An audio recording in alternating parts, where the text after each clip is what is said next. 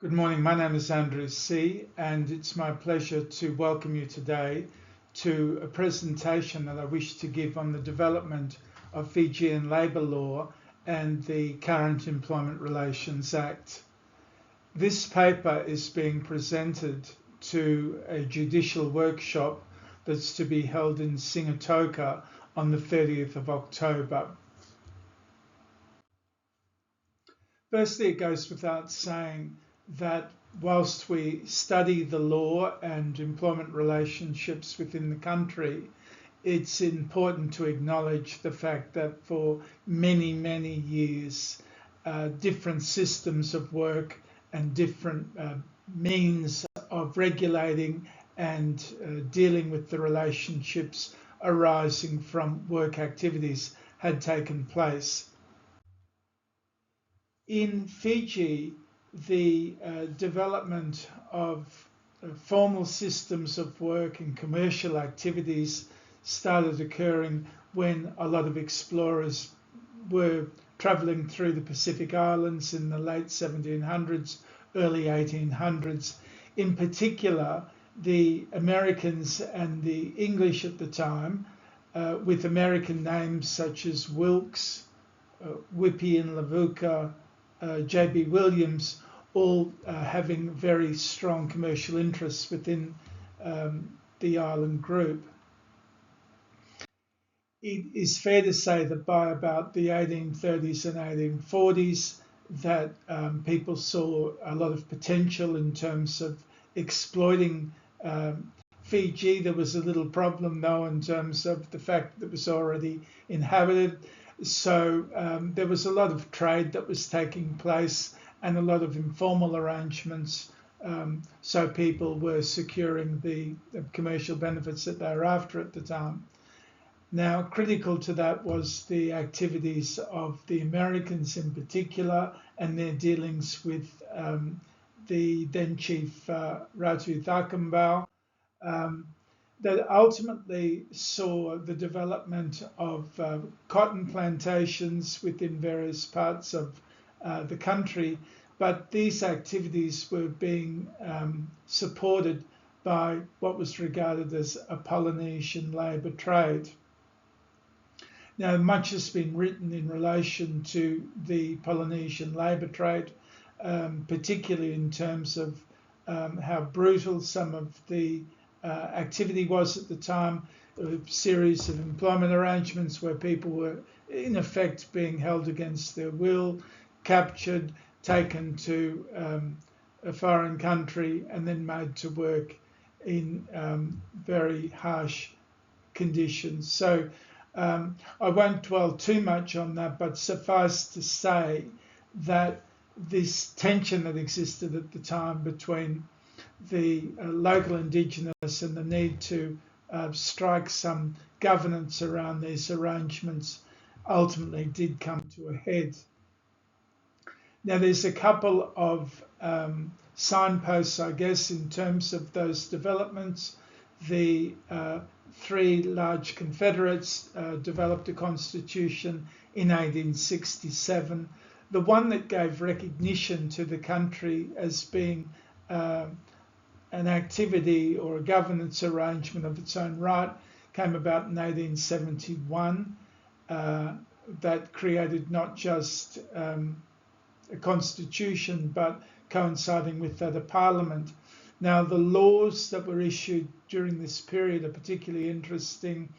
The Foreign and Native Labour Act, the Foreign Labour Act, and the Polynesian Immigrant Act.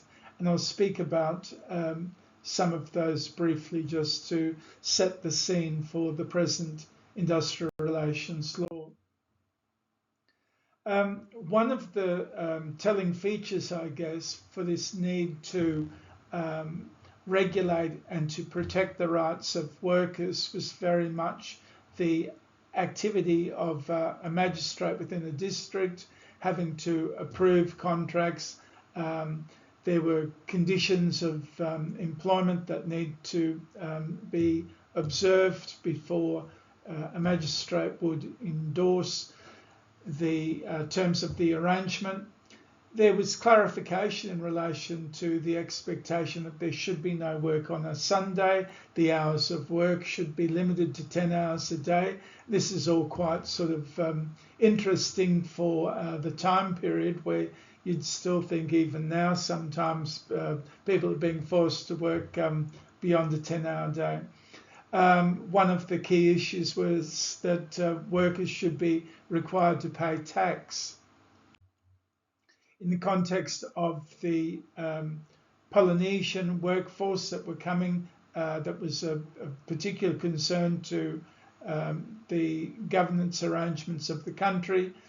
There was protection around the age of workers, the conditions of the vessels, the fact that vessels needed to have medical supplies, that they needed to have adequate water for the passengers, and again that there would be a system of inspection of the conditions of work that was going to be undertaken by the Ministry of Native Affairs or his deputy appointed person.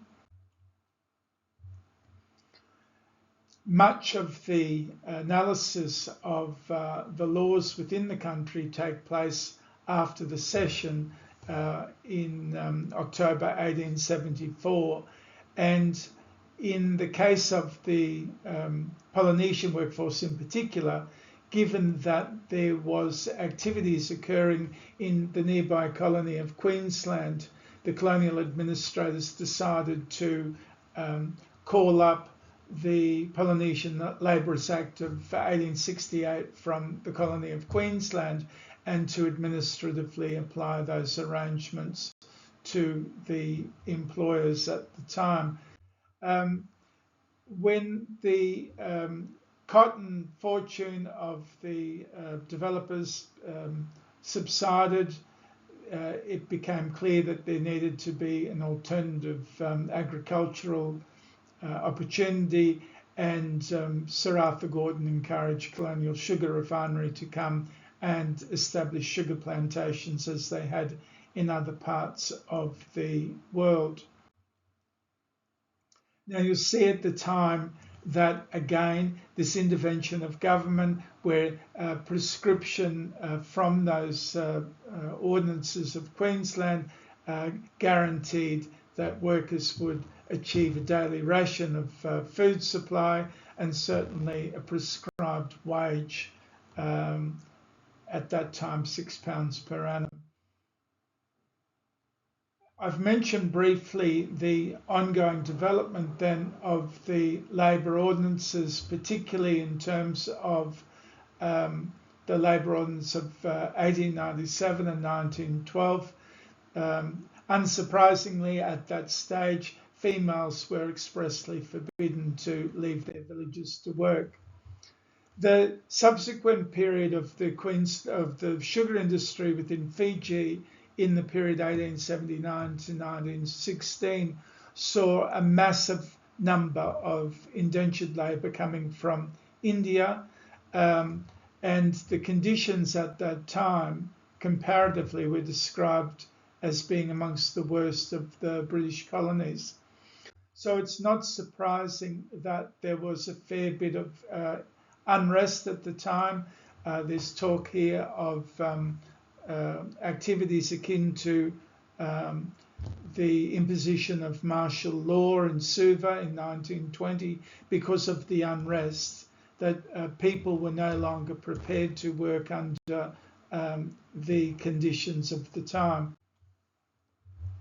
What happened in Fiji was there was a strengthening of the trade union movement, and possibly coinciding with developments around the world at the time, particularly in the Pacific region, a development of key union organisations in sugar, transport, in general workers, not so much in the white collar area, although interestingly in banking in Fiji, because those positions were at the time filled by expatriates, there was a stronger development of a banking union supporting the terms and conditions and promoting the rights of workers within that industry.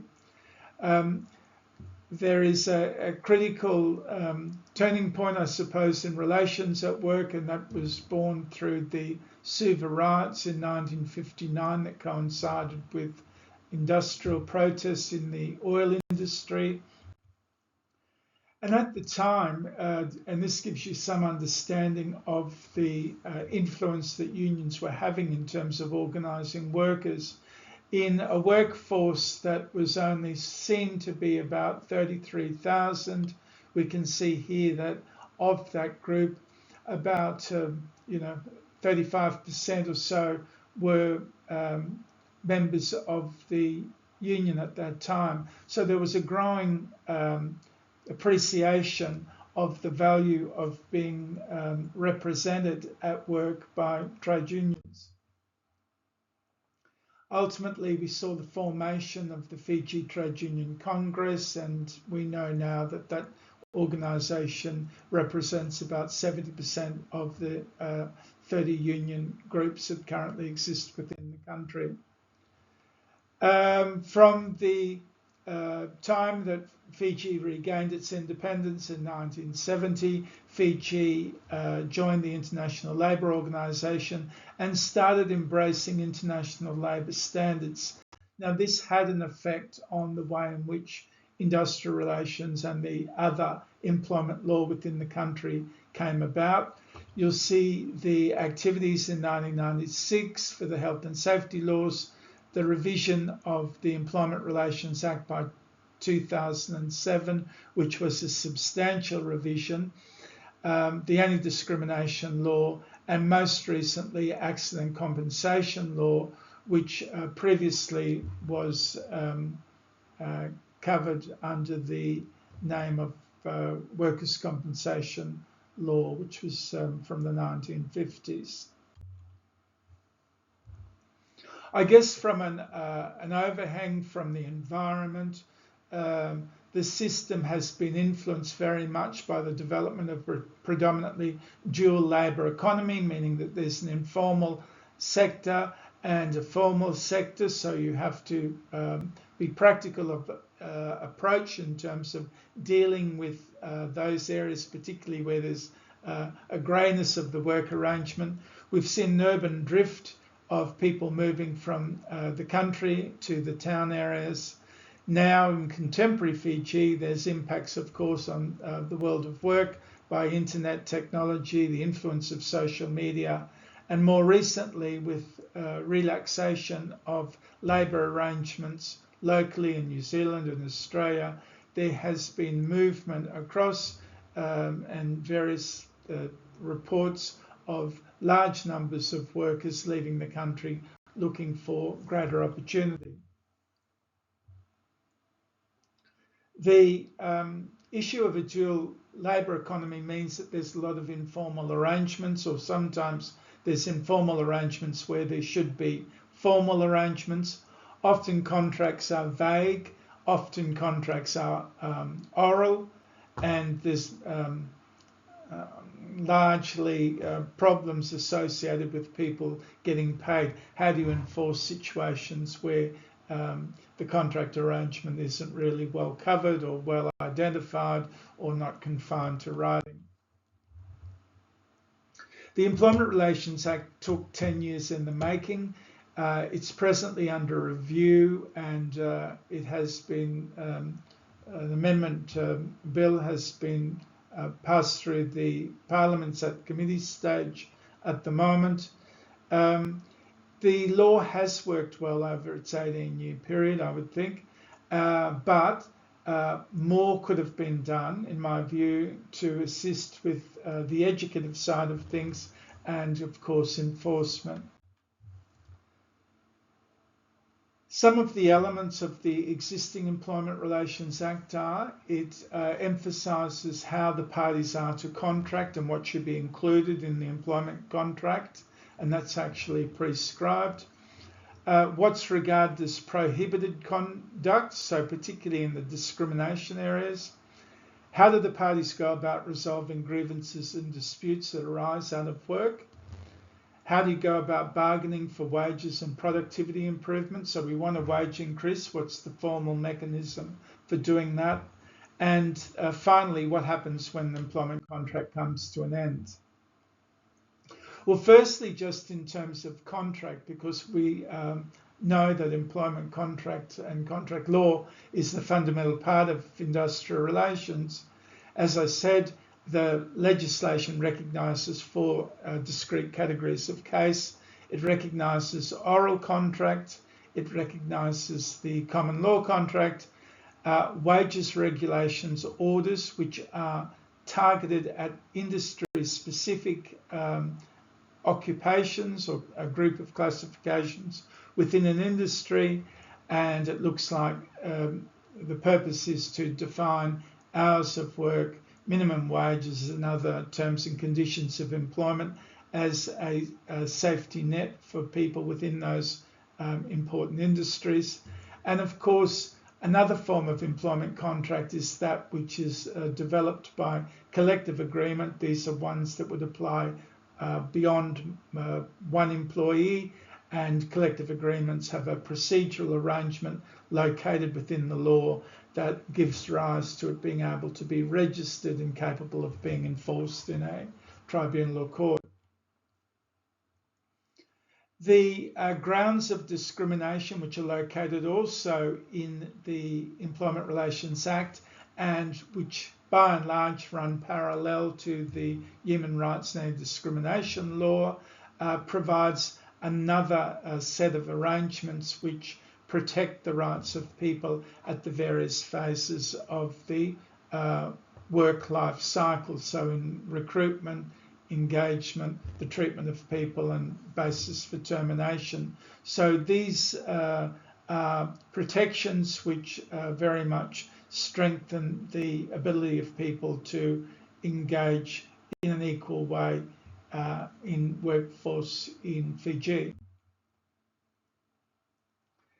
It's also important to recognise the role of the effective grievance and dispute resolution procedures. There's a statutory requirement that employment contracts have a grievance and dispute resolution procedure in place. Often this directs, firstly, any unresolved issue to the mediation service that is being maintained by the ministry. And of course, following that or failing the resolution of grievances in particular in the mediation service, they would be referred to the Employment Relations Tribunal. And of course, there is an appeal mechanism against those decisions of that tribunal to the Employment Relations Court. Now, as I've mentioned, the Employment Relations Amendment Bill has been read and is now in its committee stage, and we're expecting that that will resolve in the next couple of weeks. So I'd rather not be definitive in terms of what the law looks like it will be, although I will try to forecast some of the more likely scenarios and outcomes. Firstly, the proposed change means that there will be a retiring of the arbitration court that was established in 2015 with a particular emphasis on the essential services industry. One key feature of the proposed new law is that it will allow for police officers and correction service officers to gain access to some of the protections of the Employment Relations Act, although they will not be able to access the protected strike laws and activities. There's certainly enhanced powers of the Permanent Secretary and the Ministry, and a new unfair dismissal regime, which is quite comprehensive, and I'll address that very shortly.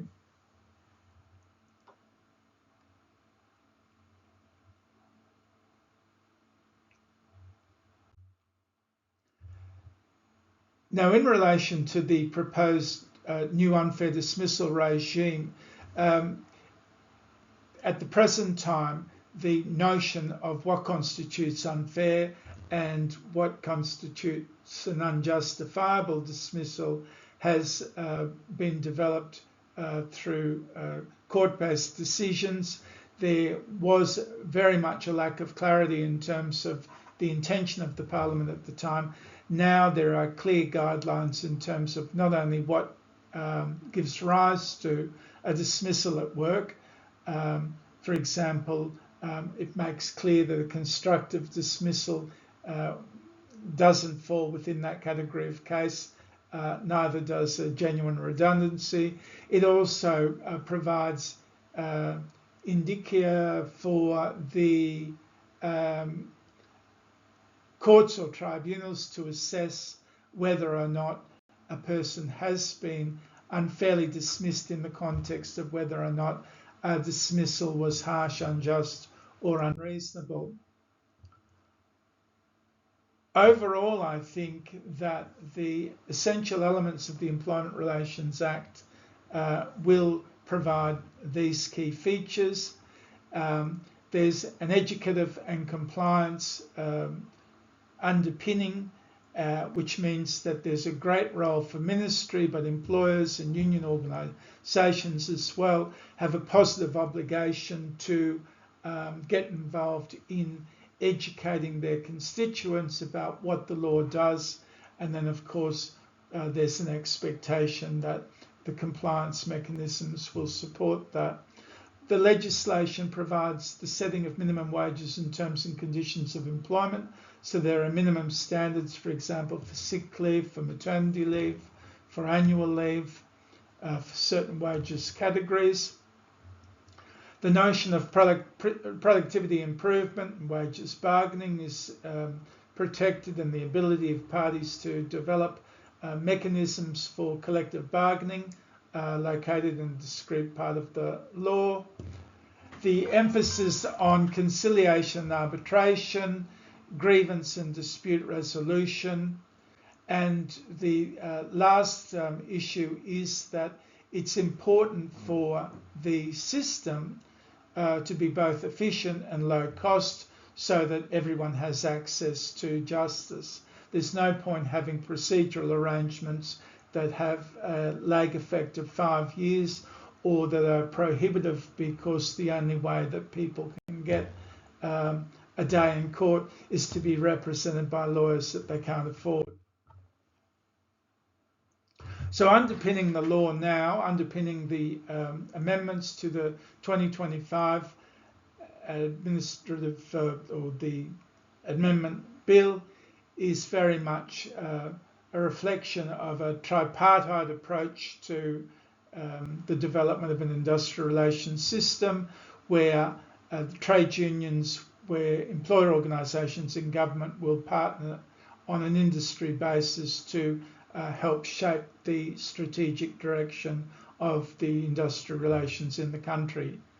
I think what will lie ahead for us is that there'll be greater clarity with the minimum employment standards. It should provide for a system that has stronger bargaining arrangements. The amended or the proposed amended law gives greater powers to the tribunal to resolve grievances and disputes, and there appears to be signs of a capacity for or an appetite for greater enforcement and preventative approaches. So by conclusion, or in conclusion, what I'd like to say is this, that if we look back at the history of industrial relations in the country, if we look at the way in which government has intervened in protecting workers' rights and acknowledging the importance of having a regulatory environment which shapes the course of the industrial parties, we'll see that there are a lot of good things to come from the legislation. As was said by the colonial administrators, or before they'd assumed responsibility for the administration of the country for that nearly 100 years, when reflecting on the labour laws of Fiji from the 1870s, they said, well, the law looks fine, but there's no point having a law like that unless you're going to enforce it. Now, the same can be said in 2025.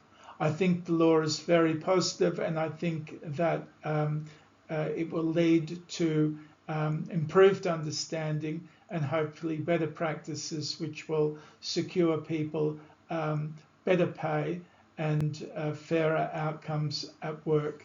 Thank you very much, and a copy of my paper, the full paper, will be available on my website.